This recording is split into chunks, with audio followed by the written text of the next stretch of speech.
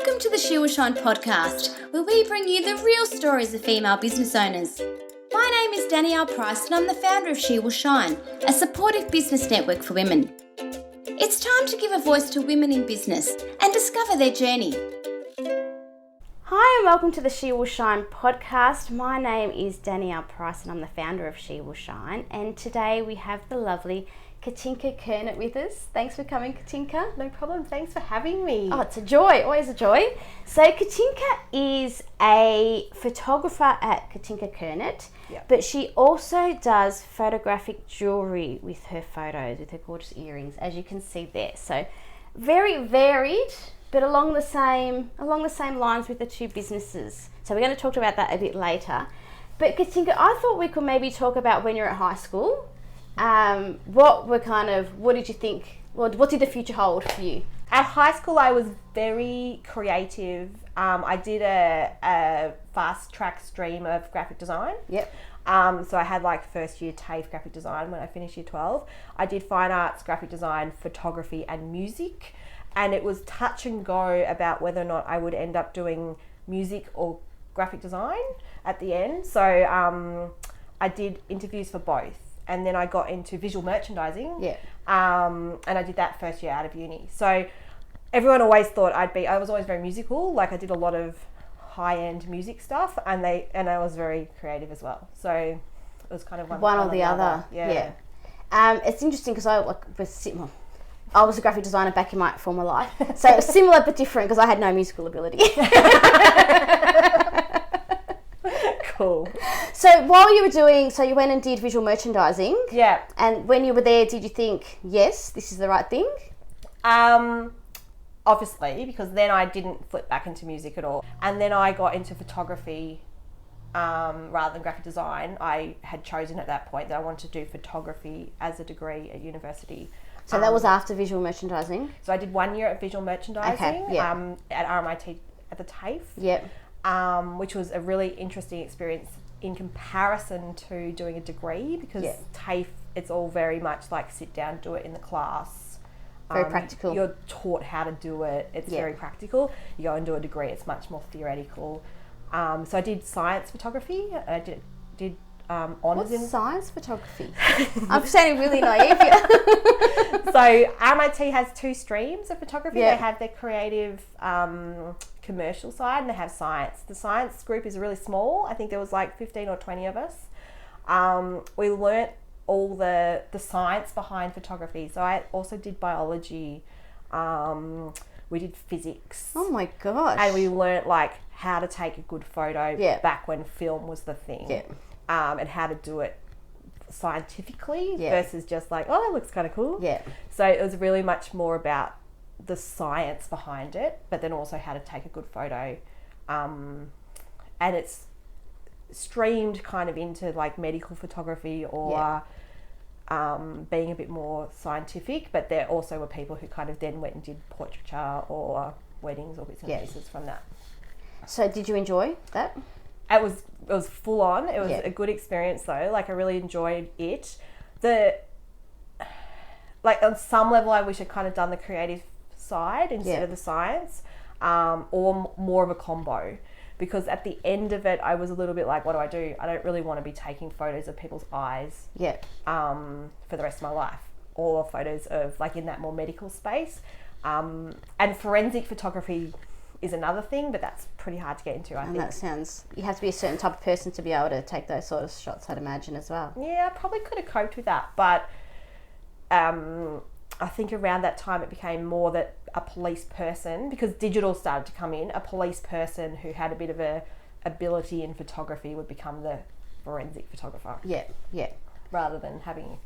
So what was happening, like personally, were you working casually? Like how was that all sort of... So I've always worked casually, but I've always worked casually kind of in that space, in something that wasn't in the career space. Mm-hmm. So I kind of wish my parents had pushed me a little bit more into being career-minded right from the start.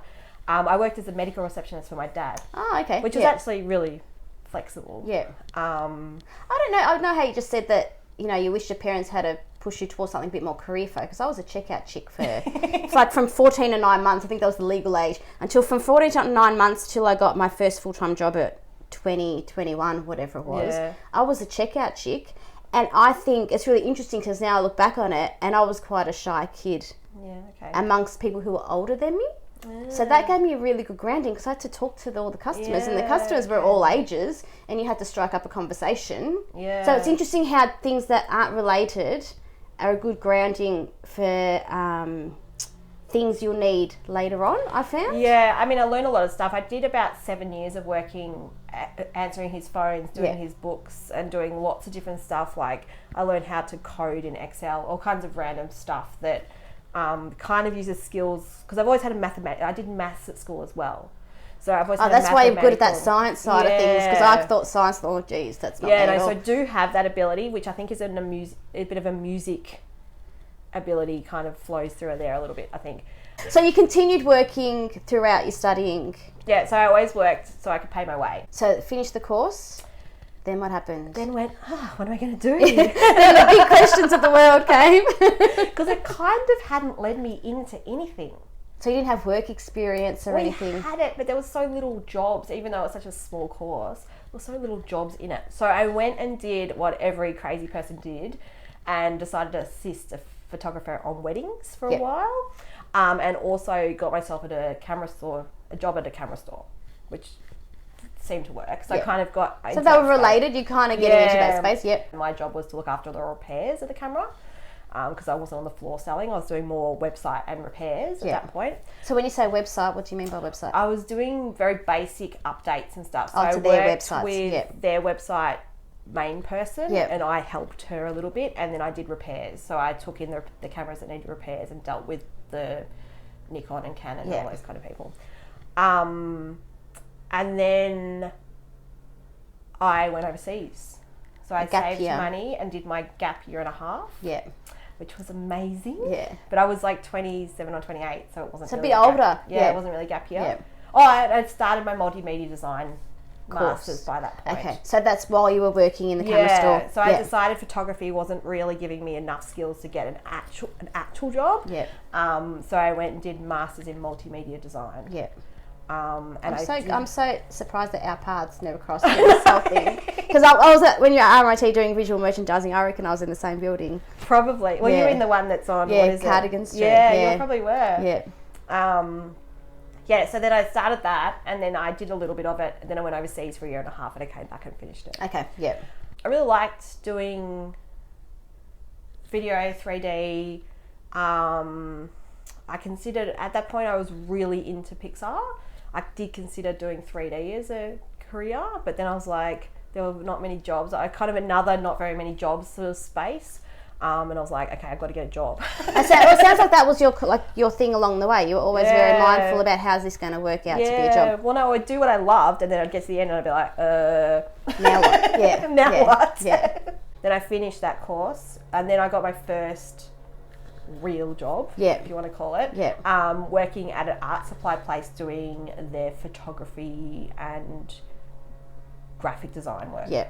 So I've always done photography, but from that point on I was a graphic designer or digital designer or web designer who always did photography. Yeah. So I had that art supply job. Then I worked for St Kilda Football Club for a while.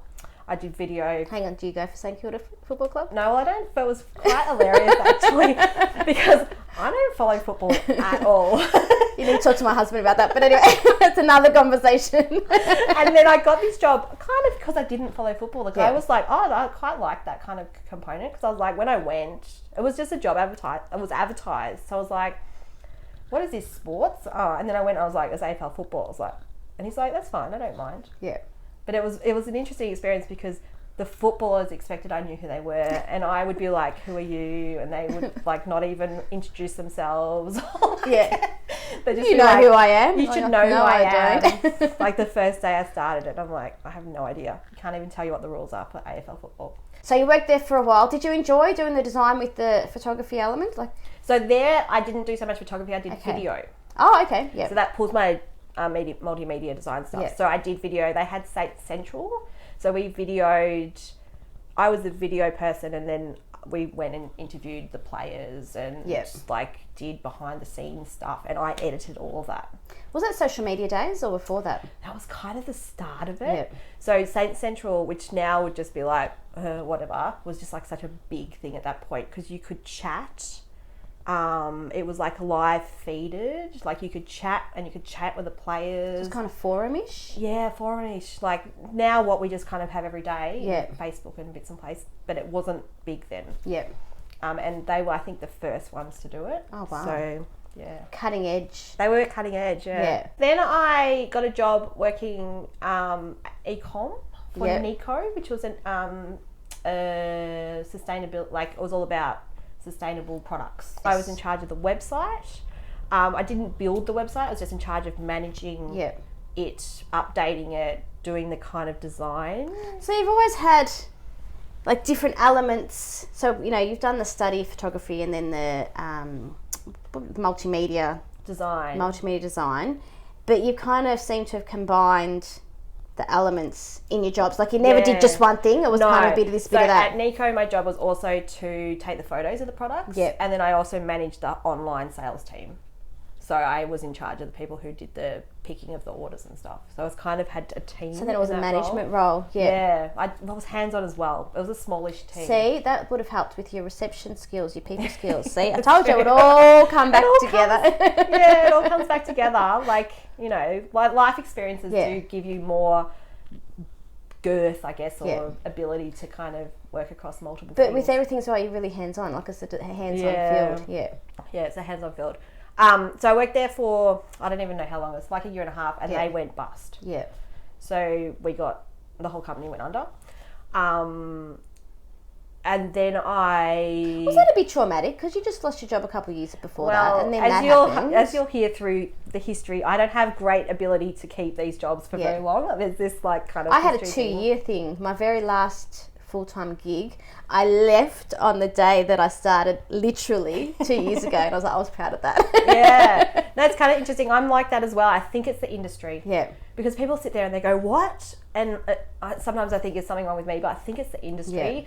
Couple of years, they get bored of you. They need new fresh blood, so they kind of move people on. See, I think I was the person that got bored and just wanted to move on. Or that as well. Or I was never. It's interesting because I was always annoyed at the boss for something. And it's like, maybe that's because I wanted to be the boss. Well, I think one of my flaws is that I don't move on when I should. So I was bored, and then ultimately they'd move me on. But I'd been thinking about it. So it wasn't really. Do you think that's because you were always very practical in that, you know, you always wanted to have a career that paid the, you know what I mean? There was always that behind as well. I'm much more a need to have, maybe.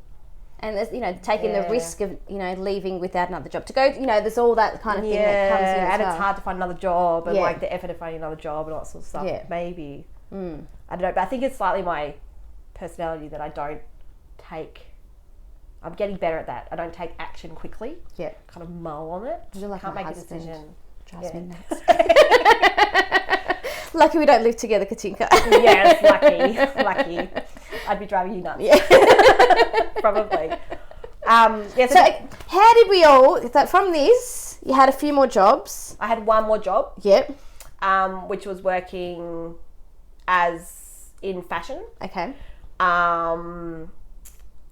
And I did a lot more photography. It was much more creative, and I was digital designer. There.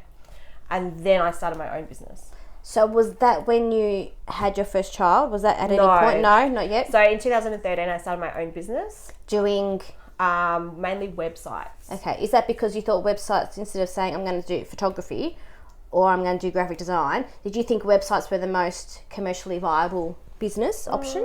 It's the thing that so I'd always tinkered in doing bits on the side.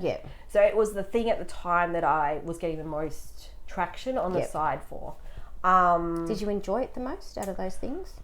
It was also the easiest thing to do when you had a full-time job. Because you could do it always very practical. out of hours. Like where you're doing photography, it's like, well, normally they want Monday to Friday. I did like it, and I had skills in that, so I'd always made my own websites from way early on. Because I always had that maths brain come back in. So programming is not ridiculously like I've never learned how to properly program, but I can definitely work out how to do it. So I had a HTML website that I'd hand coded way back. I don't even know when. Yeah. Then I got a lot of people saying, "Oh, that's amazing! I love it. Can you do it for us?" Yeah, kind of. And then I kind of went into WordPress, which was when I worked at the camera store. Yeah. No, Jewellery at that point. Then I kind of went, oh, I like this. WordPress is much better. So then I did a few WordPress sites. So you're always tinkering around in it in the background. I tinkered in websites for a long time. Yeah. And I always had photography, design, and websites once I got past the very first job I got. Yeah. So I was across all spaces. But then... I'm going to ask you again. Did you enjoy one element more than the others? I've always liked being a peacock. I like having multiple things. And I'm struggling with that at the moment because people keep saying you need to pick one. And I'm like... Well, this is where I'm trying to kind of lead in the conversation. So as I mentioned earlier, Katinka does photography, but she also does jewellery design. And I've known Katinka for a little while, and this is something that you've struggled with because like, do I do one? Do I do both? And then how do I present that? And there's lots of confusion for you because of that, which is understandable because, like you said, people say, "What are you doing? Pick one thing and go for it." So, and I'm getting clearer on that. The jewelry line is probably not clearly in it. That's my side project, really. I have to see that as a creative side project. I'm getting clear because I've been toying with the photography and the graphic design thing, and my thing ultimately is visual strategy. So I'm sitting in that visual overarching. I'm a bit more in the visual strategy, but I've always been hands-on. So it's the kind of client I work with. So I'm more in that space where I give you the visual strategy and I give you the tools, enough of the tools to kind of you go do it yourself. So there's a bit of doing and a bit of strategy. I think that's where I like my sweet spot is. And the reason I stopped websites, I did like websites, but they're like big beasts, and designing a website is one thing, and then making it work from the development side is another thing, and then getting SEO working, and then all the ongoing stuff. It just became too much of a big beast, I think. That's why I never went there. I think I did my own website, and I may have done one other when I was a designer, but I stuck with the print because that was just it's a whole nother profession. So I've sort of self-trained in that space, and so I kind of moved away from it because it just became a big beast, and I think people didn't understand that at the time either. As well, I think. So I don't know. So I've really moved off websites. To the point where I get really annoyed at my own websites, and I'm at the point where I nearly need to outsource that. Because it's a big time wasting beast as well. So when you decided to no longer do websites, did you then offer design, or did you offer photography, or is that when you kind of thought, hang on a minute, I've got the design skills and the photography skills, I can do something with this. This is, a little niche of my own. So I think I'm still working that out. So how long ago did you stop doing websites? So I did websites and design for a year. Then I had my first child. Then I started Studio Katinka, which is a jewellery range. I did that for a year. Then I went back in doing mainly design work with a little bit of websites. Then I had my second child, and then I started in this real photography, visual branding space. So how long has that been? It's just over a year and a half. Sort of, or maybe in a year and a half. So sort of April last year. And are you enjoying doing it this way? I'm definitely enjoying this way. Getting a lot more traction and a lot less competition, I guess, where a lot of people would just be like, "Oh, you're too expensive." I think. Well, you've brought your own skill set along because designer's a designer and photographer's a photographer. And yes, they work together and will collaborate. But if you're both of those things, then, like you said, the strategy comes into play, the overarching strategy and how it works, it ties into both elements. And so I think that's the thing. Like, I just recently had someone ask me to pick between photography and branding or like your visual elements, and I was like, I can't. They're intertwined. To me, they go together. And they looked at me like I was a freak and asked me again, "Can you pick?" And I was like, no. But I know why she's asking me that. But it was just like, I actually can't pick which one I want to do because there's fors and against for both. But together is my strength. But I think that's a good thing. Like, too often, yes, you want a niche, and don't get me wrong, I think niching is the way to go. But you want a niche in an area where you feel that you have the best skill set. Yeah. And so, obviously, through your own experience and through study and everything else that you've done, you can bring both of those elements to the table, and they both literally tie in together. So why not offer them as a product? And that's my thing. I think and quite a lot of people say that to me, that your strength is in the tying them together. Yep. But this year I've had a few people say to me, but you need to pick. But my strength is in tying them together. Yep. So it's kind of interesting. Like, I think it's different waves, trends come in play where people are like, you've got to be in one space or the other. My space is the combo. Yeah. You're at the crossing point. Yeah. And I think now that you have the clarity around the earrings, that the earrings are the creative expression on the side. Yeah. That you're able to make the decisions on this part of the business. Because I know a while back you were confused about which is the one to move forward with the jewellery, but now you're still progressing that as a business, but it's not trying to overlap with everything else. Yeah, well, I do. That's interesting because I have got a way of I need to be a little bit more using it, I think, in what I do, because I do a lot of personal brand sort of stuff, and it's all about, I love showing like flashes of your brand colours in what you wear and all that sort of stuff. So my jewellery is a way of doing that. Yeah. So I can definitely pull it in kind of the styling and the uniqueness that people get out of what they wear in the photography space that I haven't been doing. I have kind of been a little bit too much separated, do not cross. but that's kind of like, you know, I was like that with my work life and my personal life. Separated, don't cross. Yeah. But it's only until you're comfortable in both that you kind of let it sort of slide back in, if that makes sense. And you've got to work out how to make it work. So the start of last year, I tried to put it all together and it didn't work. Yeah. And then when I pulled it apart again, that's when I started with the photography. I was doing headshot days. Yeah. And that started to get traction. So I kind of went with that. Yeah.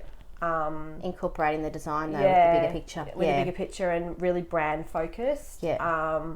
And all about then trying to find your unique style across all your visuals. And so what do you see in the foreseeable future? I won't say 10 years because to me that's huge. Yeah. Well, the next year or two. Well, so my older son goes to school next year, which is exciting. Then you got one more to go. Then I've got one more to go. Yeah. Although they're so, when they're little. Now that my kids are both at school, I'm like, but when they were little. Well, But it does, like, from a work perspective and from a mental load perspective and finance perspective, it is easier to have those structured days. Hopefully I have more time because I have been struggling time-wise this year. Yeah. But I think it's also just probably hit that 5-year point as well. So it's kind of, you get tired of the working at nights and, you know, trying to fit it all in. Yeah. No, yeah, and you have to consciously set boundaries because otherwise you do your head in. Yeah. Not joking. Yeah. And it's hard to keep that consistent. Like, you have the kids all day and then you put them to bed and you work all night and then you wake up in the morning and you have the kids all day and you're just like, where's my time? Yeah. No, and you're just exhausted. You're in a state of walking around in a state of exhaustion and nothing really works well because you're trying to do everything. Yeah. We've been there. Yeah, so it's an interesting one. Set boundaries. You have to set boundaries, honestly. But I've struggled with time because I only have 2 days, 2 kinder days at the moment. Yeah. So I don't have enough time. That's all right, we're nearly there. Yeah. Then we'll have more. Thank you so much, Katinka, for sharing your story with us. I'm going to watch this space over the next few years with interest because I think as your kids do go into school and you kind of find where you can do the work in normal time. Yeah, I think that will really help. Yeah, it'll be interesting. And I think I've got more clarity now. Like, I just need to then actually get my clarity out into the world and stop confusing everybody. That's right. Because when I first met you, I was like, Katinka, but what do you do? No, you have. You found a lot of clarity. I think in the last 6 months in particular, you found your little sweet spot. And I need to stop doing I need to step into my sweet spot. Yeah. And own it. You need to step into it and own it because you're good at it. Yeah, I do. And go with it and stop trying to do everything for everybody. Solve everyone else's problems in spaces that are not. That's right. Valuable. This is what you do. Yeah. and that's what you're going to thrive in. And come up with like the right offers for that space as well. That's right. So, and that takes a bit of, you know, you've got to try things out. And so it's a bit of give and take as well with all that. It is. But thank you for sitting on the couch with us and sharing your story. And thank you to everybody for watching or listening. We will be back on the couch very soon, sharing the stories of real women in small business. Thanks, everybody. See you later. Thanks for joining us. If you enjoyed this episode of the She Will Shine podcast, we invite you to check out jewellery.com.au. She Will Shine is the essential support network you need to grow a thriving, meaningful business.